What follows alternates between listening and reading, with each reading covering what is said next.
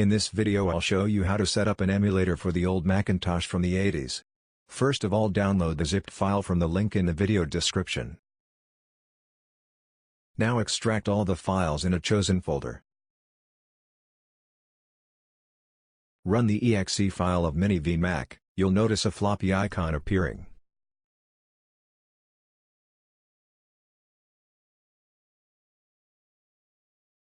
Drag and drop the system startup file inside the emulator, here your old and gold Mac desktop. Drag and drop the 024M disk file inside the emulator, then double-click the system startup icon and launch the installer.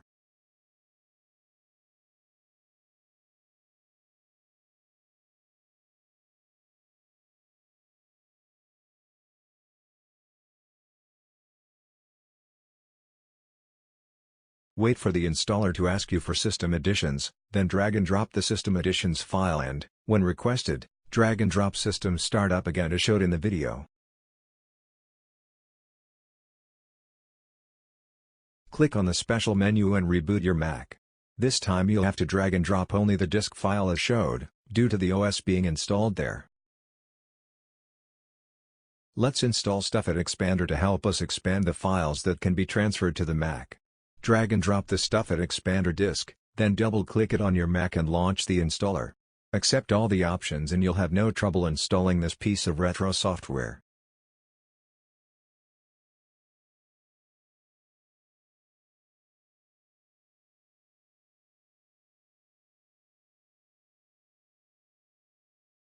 This last step is crucial to learn how to transfer files from your PC to your Mac, for example compressed files or resources. Drag and drop the ImportFL disk and open it as usual. Launch ImportFL from the disk and you'll notice the import interface showing up. You can drag and drop all kind of files here to be prompted to save them on the ImportFL disk. You can then launch them or do whatever you want with them.